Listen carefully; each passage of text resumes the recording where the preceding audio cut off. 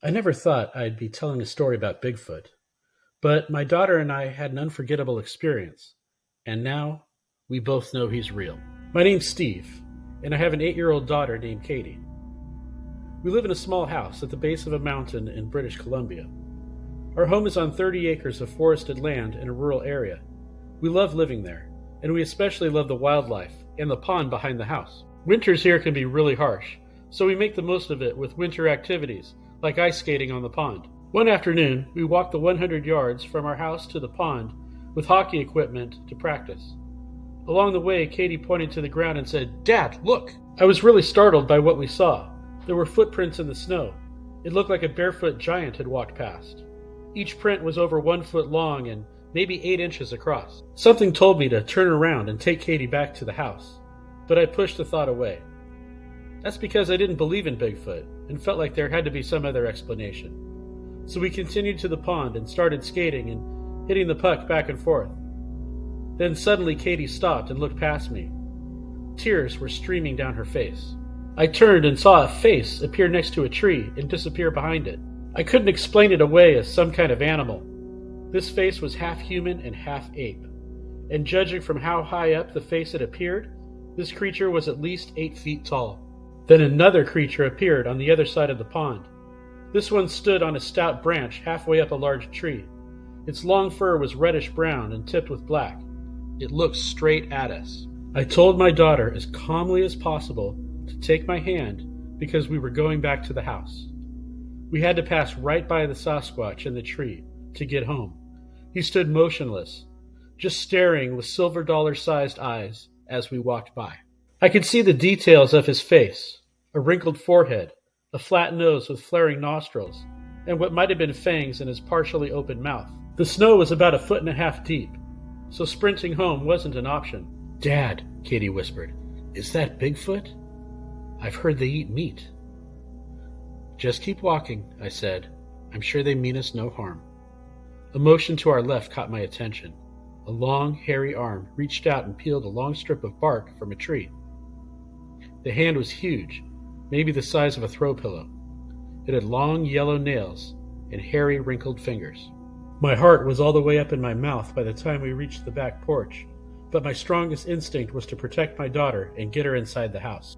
We heard strange noises from the forest behind us. It sounded like a foreign language.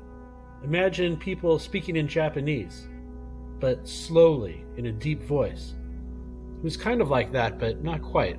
I later learned that others have heard them make those noises and call them samurai sounds. Once inside, we locked up the windows and doors. Eventually, those samurai sounds faded away. We thankfully never experienced anything like that again, but to this day, my daughter's still afraid to visit the pond alone. Story 2. A full moon and clear skies don't often happen at the same time in Oregon, so my girlfriend and I decided to go for a night hike. Our plan was to follow the Chetco River for a mile and then build a fire and lay down under the moon. We knew the perfect spot and looked forward to a romantic evening. About a quarter mile into our hike, our surroundings started to change. A waist-high mist crept over the trail, and the temperature dropped until we could see our breath. As we walked further, something felt just weird to me, like some sixth sense was warning me. I told my girlfriend that something seemed off, and she said she was getting the same vibe. Then we heard the knocking sounds. I have a lot of experience in the woods, and I'm familiar with the wildlife that lives there, but I've never heard anything like this. First there was a knocking sound in the trees to our left, like a stick hitting a tree trunk. Then we heard the same sound to our right, but louder. Within seconds, the whole forest seemed to erupt with tapping, knocking, and shaking bushes. My girlfriend gripped my hand until I felt her nails dig into my palm. The noises stopped then, as suddenly as they had started, and we continued whispering to each other. Growing up in Oregon, we'd both heard countless Bigfoot stories, but never took them seriously, and we weren't about to turn around. We explained it away as just animal sounds and kept walking. We reached our destination, a large boulder next to the water. I gathered some driftwood and lit a fire. We sat together with our backs against the rock and watched the moonlight on the river while shadows danced around the fire. I was just starting to relax again when that bad vibe returned. There was a presence of something behind the boulder. There was a sort of dark energy that didn't want us there. And I couldn't help but feel that whatever was there, whatever we couldn't see, We were at its mercy. Then we heard the howl. It was a hybrid sound, not quite human, not quite animal. It came from the hillside above us and echoed down the canyon. My girlfriend covered her mouth to stifle a scream as we scrambled to our feet. We hurried back down the trail as quickly as possible, but our flashlights reflected back towards us in the thickening fog, and we kept stumbling off the trail. We finally made it to the car. My hands were shaking so much I could barely get the keys in the ignition. We drove home, most of the way in silence, still processing what had happened. We later agreed that Bigfoot was probably the only explanation for what we'd experienced, and also that future night hikes were on hold for a while. Story 3. My name is Robert, and I live in Montana. I spend a lot of time in the mountains, camping, fishing, and hiking. I also believe, without a doubt, that Bigfoot is real. This is my story. In August of 1996, I hiked 4 miles into the Flathead National Forest to a secluded campsite that I've visited many times before. Upon arriving, I was surprised and a little disappointed to see another tent already in my favorite spot. But there were no people there. The opening was unzipped, and I could see that the tent was empty inside. I had this strange gut feeling then, so I walked about 40 yards to another spot and set up my tent by a shady stream. As I returned from the stream with fresh water, I heard what sounded like voices coming from the direction of the empty tent, but I couldn't quite make out what was being said. I prepared a ramen soup dinner and cleaned up. Then I went in my tent and fell asleep just after sundown. I woke up a few hours later to what sounded like a large animal moving through the brush. I unzipped my tent and shined my flashlight into the woods. I couldn't see anything, and the forest went quiet again, so I went back to sleep. I should also mention this is grizzly bear country, so I had a firearm with me, a .45 caliber handgun.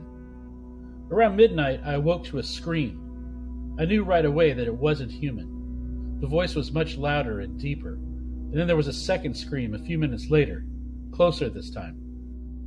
I just froze in place with my hand near the holstered gun. Then the sound of something large moving through the brush returned.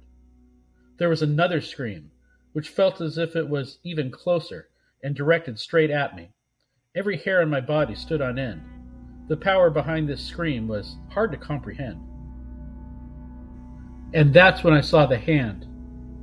I could see the silhouette of a huge hand with 4 fingers and an opposable thumb. It was feeling along the outside of my tent, and it had what appeared to be nails or claws. It was maybe twice the size of a grown man's hand. I unholstered my gun with shaking hands and rose to my knees. I was just about to squeeze the trigger when the hand disappeared. Then everything went quiet again. I remained in my tent until the pink light of dawn. I was somewhat comforted by the rising sun, but still had to talk myself into going outside. There were no tracks to be found, but I saw something far more terrifying on a tree trunk just 20 feet from my tent. I saw 5 deep gashes in the bark, 1 for each clawed finger. The cuts were fresh and leaking sap. I broke camp and got out of there as quickly as possible. It took 2 years for me to even consider going camping after that, and I never returned to the Flathead National Forest again. If you enjoyed these stories, please like and subscribe, or maybe listen to another one. And thanks for watching.